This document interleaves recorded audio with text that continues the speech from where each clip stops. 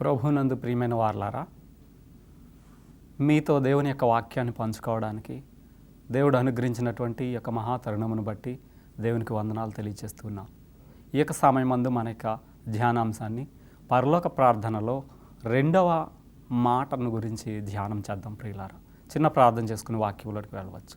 మహాపరిశుద్ధుడవు మా ఘనమైన యెహోవా తండ్రి, మీ పరిశుద్ధమైన నామమును కొందరములు, మీ యొక్క వాక్యములను ధ్యానించడానికి అనుగ్రహించిన ఈ తరుణమునకు వందనములు చెల్లించు.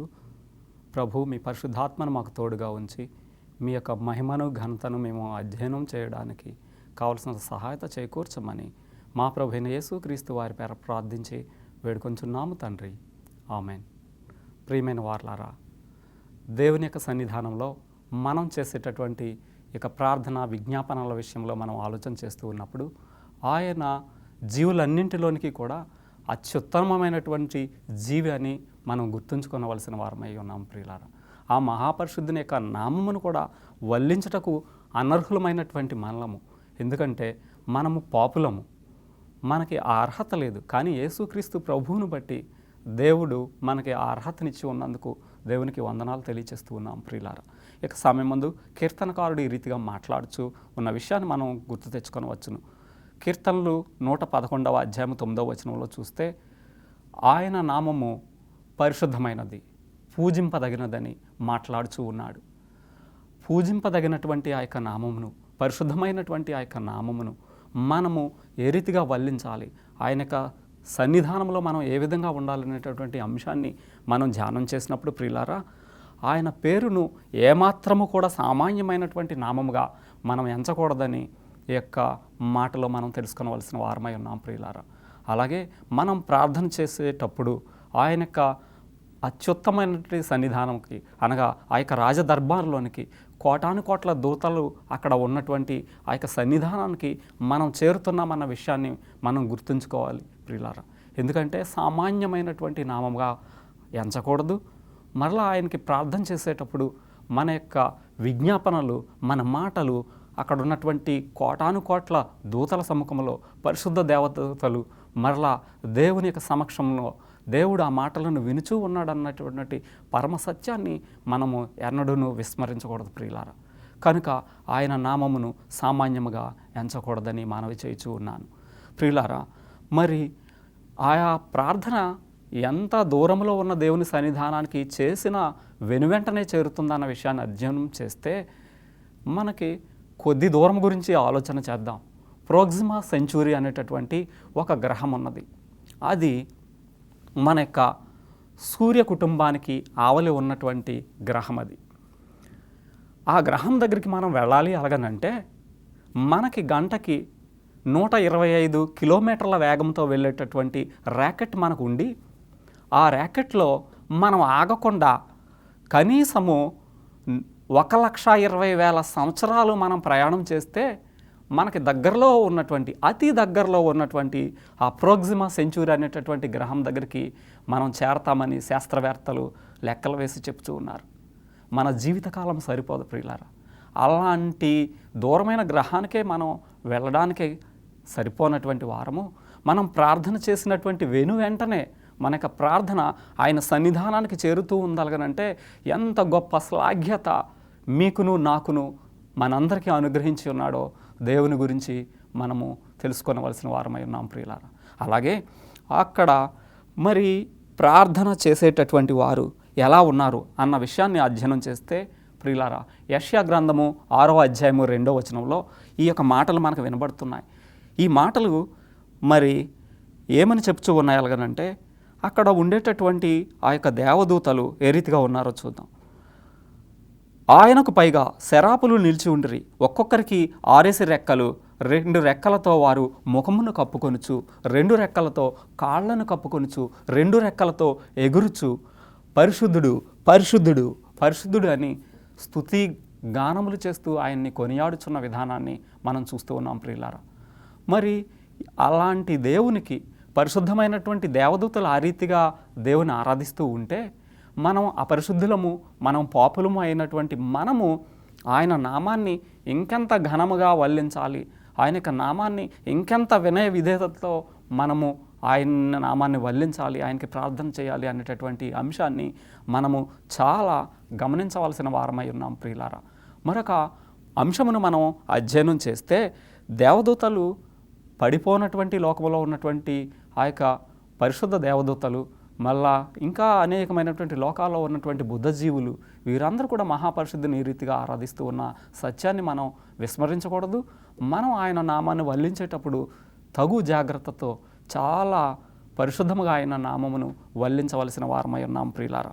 అలాగే ఇక్కడ ఆయన ఎంత పరిశుద్ధుడు అన్న విషయాన్ని చూస్తే, ఆయన పరిశుద్ధమత మనలో ఉన్నది. ఎందుకంటే ప్రియులారా, మనం పీల్చేటటువంటి యొక్క శ్వాస దేవుని దగ్గర నుంచి వచ్చింది.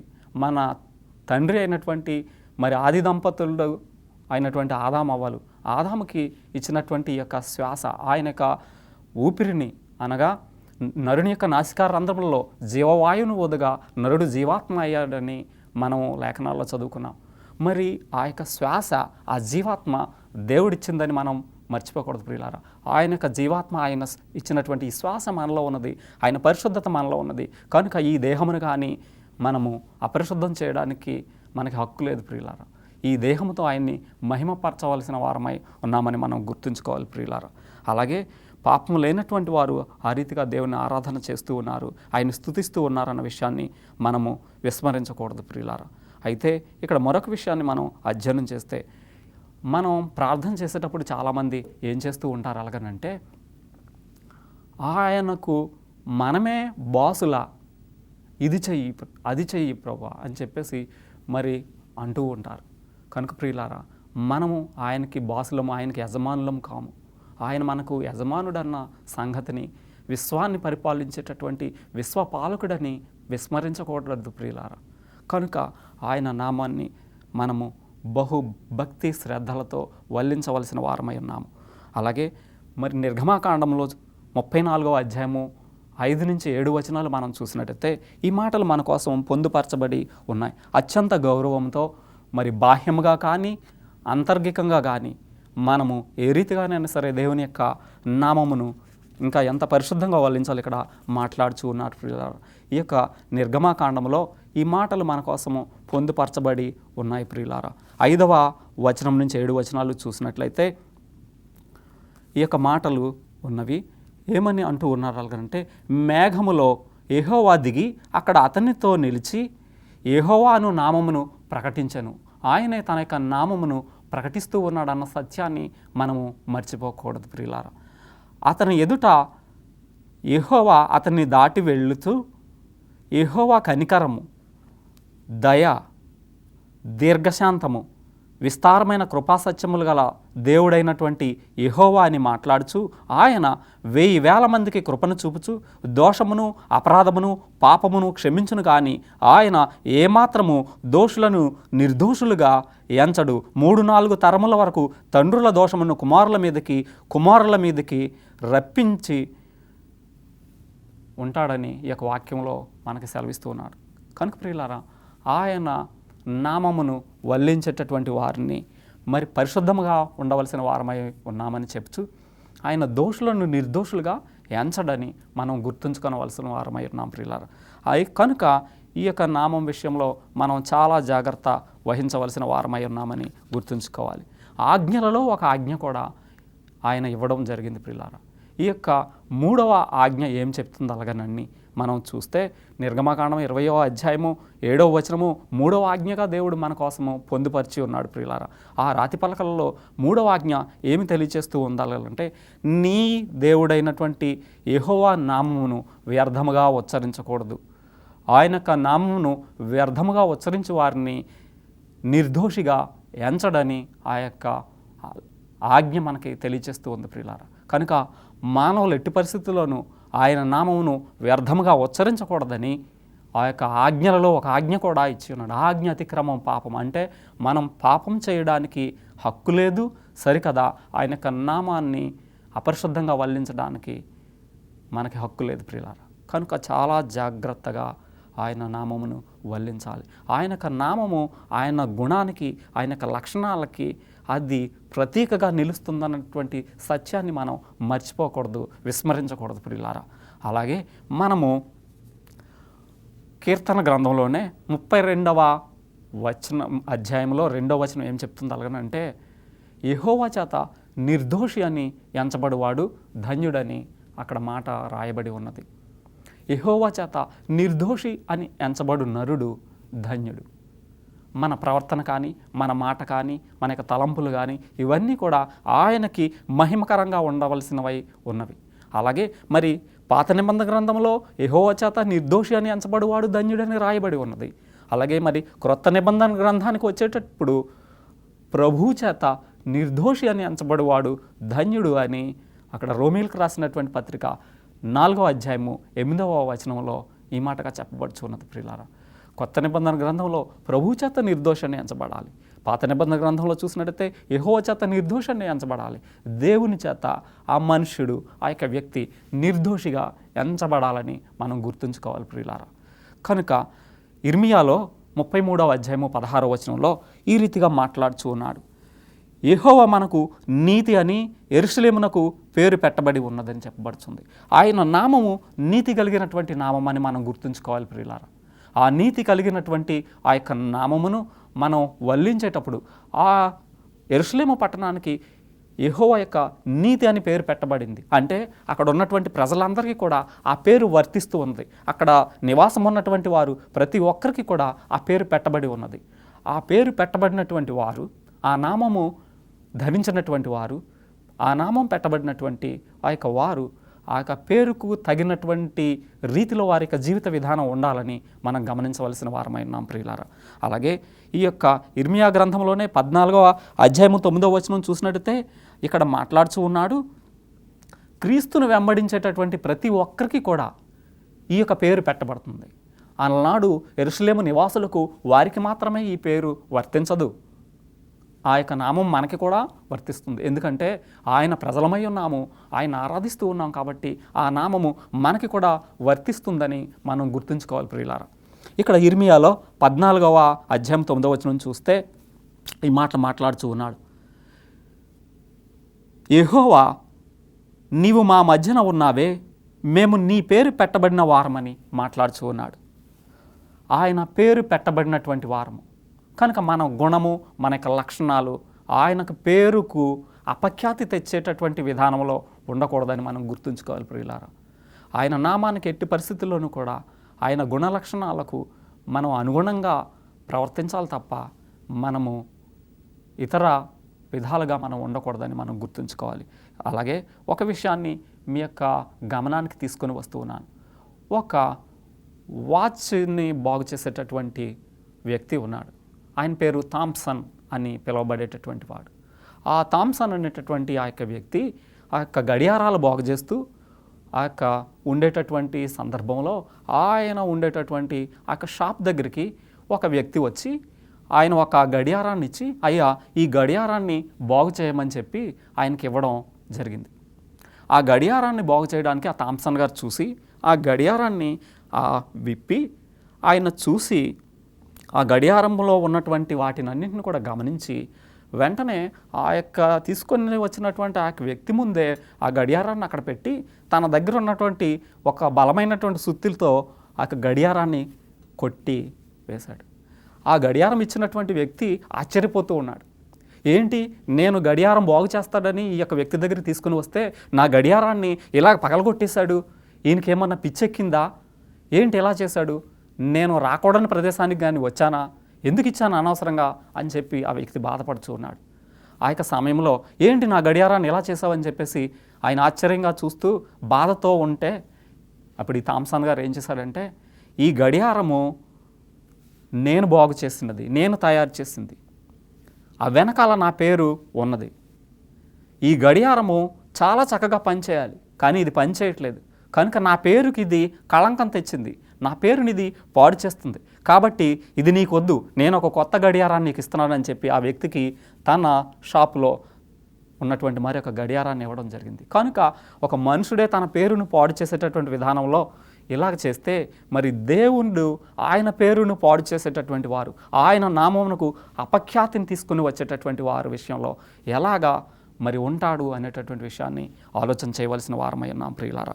అదే రీతిగా ఇక్కడ మనము ఆయనకు బిడ్డలమని దేవుడు గుర్తిస్తూ ఉన్నప్పుడు ఆయనకు బిడ్డలుగా మనం ఆయనకు నామం మనలో అది పరిశుద్ధపరచబడాలని గుర్తుంచుకోవాలి.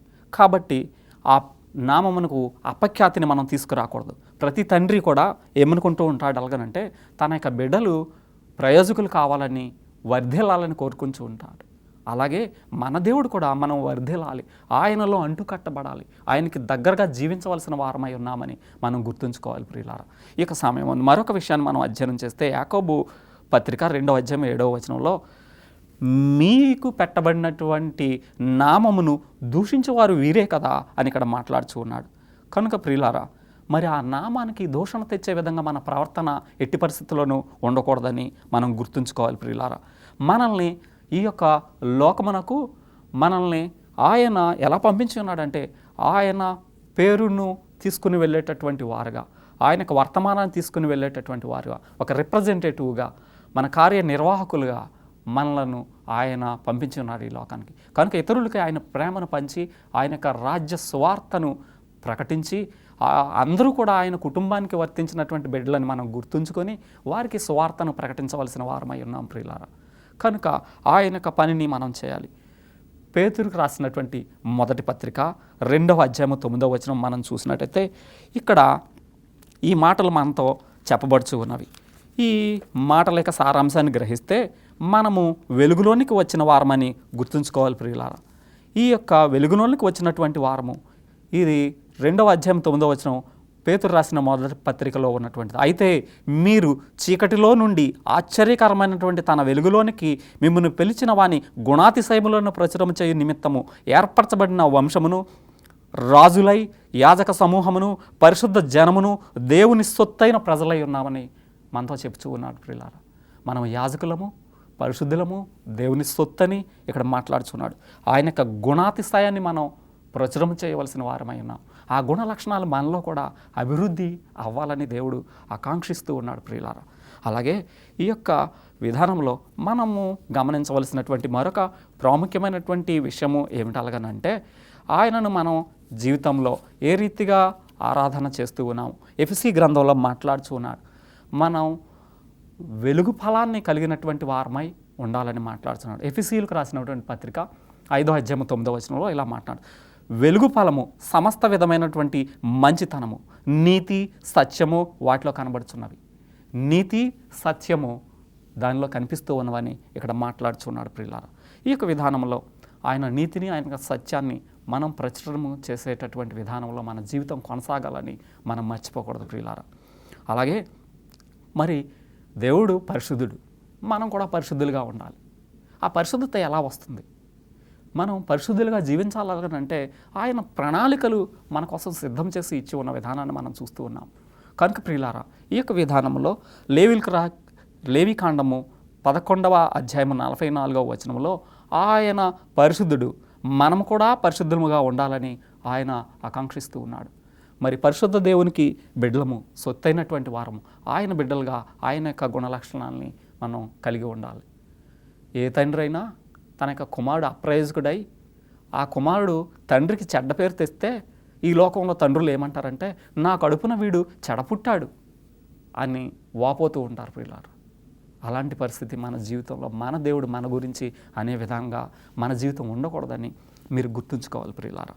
ఇక్కడే 2 రకాలుగా దేవుని ఆరాధించవచ్చు. ఒకటిగా విధానాన్ని మనం చూస్తే ఇక్కడ దేవుడు ఇశ్రాయేల్ ప్రజలకు కానీ మన పితరుల ఎడల చూపించినటువంటి ఆ యొక్క ప్రేమను మనం అధ్యయనం చేస్తే మహాఘనత వహించి ఆయన యొక్క గొప్ప శక్తితో, ఆయన బలముతో, ఆయన యొక్క మహిమతో ఆ యొక్క ప్రజలను నడిపించాడు.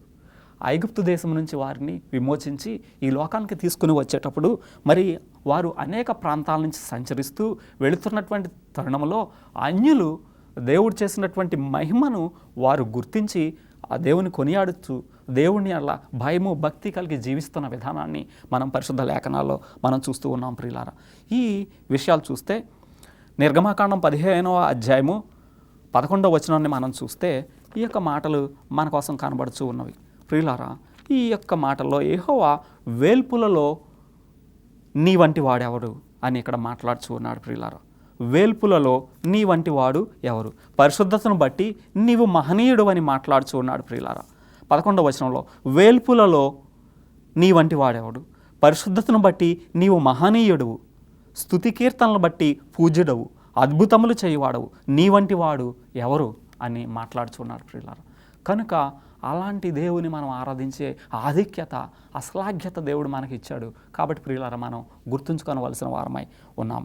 అలాగే మరి నిర్గమాకాండము 15వ అధ్యాయము 14-15 వచనం చూసినట్లయితే, ఇక్కడ ఫిలిస్తీయులు, ఎదోమీయులు నాయకులు వీళ్ళందరూ కూడా అక్కడ ఉన్నటువంటి ఇశ్రాయేల్ ప్రజలు నడిపించబడినటువంటి విధానంలో వారు బహు భయం చెందుతూ ఉన్నారు. ఎందుకంటే మహాగణుడు, మహాబలవంతుడైనటువంటి దేవుడు వారిని నడిపిస్తున్నటువంటి విధానాన్ని చూసి అనేక మంది రాజులు మరి వారిని ఎదుర్కొన్నటువంటి తరుణంలో వారిని రూపుమాపుతూ నడిపించుకుంటూ దేవుడు ఆకి బిడ్డలు నడిపిస్తూ ఉన్న విధానం మనం ఇక్కడ చూస్తున్నాం. ఇంకా అద్భుతకరమైనటువంటి ఆశ్చర్యకరమైనటువంటి మరొక అంశం ఏంటి అలాగనంటే, యెహోషువ గ్రంథంలో 2వ అధ్యాయము 9-11 వచనాలు చూస్తే, యెరికో పట్టణాన్ని స్వాధీనం చేసుకోవడానికి వారు వెళ్ళేటటువంటి ఆ యొక్క తరుణంలో యెహోషువలో ఇలా మాట్లాడుచున్నాడు. ఈ యొక్క ఉపదేశమును మీకు ఇచ్చుచున్నాడని ఇక్కడ మాట్లాడుచున్నారు ప్రియులారా. ఈ యొక్క గ్రంథంలో యెహోషువతో మరి మాట్లాడిన విధానము, అక్కడ రాహాబుతో వారు అక్కడ మరి వెళ్ళినప్పుడు వేగు చూసినటువంటి వారు వెళ్ళినటువంటి విధానంలో ఇక్కడ మాట్లాడుచున్న మాటలను మనం గుర్తిద్దాం. ఈ యొక్క అంటూ ఉన్నది ఆమె 9వ మాటలో, యెహోవా ఈ దేశమును మీకు ఇచ్చుచున్నాడు, మీ వలన మాకు భయం పుట్టుచున్నది, మీ భయం వలన ఈ దేశ నివాసులందరికీ ధైర్యము చెడుననియు నేను ఎరుగుదును. దేవుడు మిమ్మల్ని నడిపించున్నటువంటి విధానం చూస్తూ ఉన్నప్పుడు అనేకులకు భయం కలుగుతుందని అక్కడ మాట్లాడుచూ ఉన్నది ఆమె సాక్ష్యం ఇస్తుంది. అంటే ఆ ప్రజల్లో దేవుని యొక్క వర్తమానము, దేవుడు చేసిన అద్భుత కార్యాలు ఇవన్నీ కూడా వాళ్ళు విన్నారు కాబట్టి ఈ భయము, ఆందోళన ఈ ప్రజల ఎడల, ఈ దేవుని ఎడల ఉన్నది. భయం కలిగి ఉన్నారు. ఖచ్చితంగా దేవుడు చేస్తాడు, దేవుడు వారికి తోడుగా ఉన్నారు అనేటటువంటి విషయాన్ని వాళ్ళు గమనిస్తూ ఉన్నారు అని మనం గుర్తుంచుకోవాలి. ఇక్కడ ఈ యొక్క మాటలు చూస్తే, మీరు ఐగుప్తు నుండి వచ్చినప్పుడు మీ ఎదుట యెహోవా ఎర్ర సముద్రమును నీరును ఆరిపోచేశాడు. అలాగే యోర్దాను తీరం నుండి మీరు వచ్చేటప్పుడు యోర్దాను నదిని కూడా ఆయన ఆరిపోచేసిన విధానాన్ని ఇక్కడ చూస్తున్నాం. అమోరీయులు, ఇద్దరు రాజులు, ఇంకా చూస్తే సీహోకును అలాగే ఓగుకును మీరేమి చేస్తారో, అనగా మీరు వారిని ఎలాగ నిర్మూలన చేస్తారో ఆ సంగతి మేము వింటిమి. మేము అవి విననప్పుడు మా గుండెలు కరిగిపోయాను అని ఇక్కడ మాట్లాడతారు. మీ దేవుడు యెహోవా పైన ఆకాశమందును క్రింద భూమి అందును దేవుడే. మీ ఎదుట ఎట్టి మనుషులకైనను ధైర్యము ఏమాత్రము ఉండదని సాక్ష్యమిస్తూ ఉంది ప్రియులారా. ఖచ్చితంగా దేవుడు అది చేస్తాడు. అలాగే దేవుడు మరి మరొక విషయాన్ని మనతో మాట్లాడుచున్నాడు ప్రియులారా. ఆజ్ఞలలో ఒక ఆజ్ఞగా ఆయన్ని చేసిన మహాద్భుత కార్యాలను బట్టి మనం ఆయన్ని కొనియాడుతున్నాం, ఆ నామానికి మహిమ తెస్తున్నాం. అలాగే మరి రెండో ఆరాధనలో ప్రభువు ఆయన్ని ఆరాధించే వారు ఎలా ఉండాలో ఇక్కడ చెప్తున్నాడు. విశ్రాంతి దినమును పరిశుద్ధముగా ఆచరించడం జ్ఞాపకం ఉంచుకోనమని మరి చెప్పి ఉన్నాడు. నా యొక్క విశ్రాంతి దినమందు వ్యాపారం చేయొద్దని చెప్పిన విధానాన్ని మనం చూస్తూ ఉన్నాం ప్రియులారా. అదే మరి విషయాన్ని యెషయా గ్రంథంలో చెప్తూ ఉన్నారు. ప్రార్థన చేసుకుందాం ప్రియులారా. మహాపరిశుద్ధుడు, మహాగణుడు అయిన తండ్రి, మీ పరిశుద్ధమైన నామమునకు వందనములు. ప్రభు, మిమ్మల్ని ఆరాధించే వారు ఏ రీతిగా ఆరాధించవలనో మీ వాక్యంలో చెప్తూ ఉన్నాం. యెషయా గ్రంథంలో ప్రభువా మరి 58వ అధ్యాయం 13వ వచనం చూస్తున్నప్పుడు విశ్రాంతి దినమును పరిశుద్ధంగా ఆచరించడానికి ఏ రీతిగా ఉండాలో, వ్యాపారం చేయకుండా పరిశుద్ధంగా ఆచరించాలని చెప్పుచు మిమ్మల్ని ఆరాధించవలసిన విధానాన్ని అక్కడ బయలుపరిచున్నారు. మీకు వందనములు. ఈ వాక్యం విన్న బిడ్డలను దీవించి ఆశీర్వదించమని మా ప్రభువైన యేసుక్రీస్తు వారి పేరు ప్రార్థించి వేడుకొంచున్నాం తండ్రి. అందరికీ వందనాలు. ఈ యొక్క వర్తమానం వింటున్నటువంటి మిమ్మల్ని దేవుడు బహుళముగా దీవించాలని కోరుకుంటూ ఉన్నాం ప్రియులారా. దేవుడు మిమ్మల్ని ఆశీర్వదించుగాక.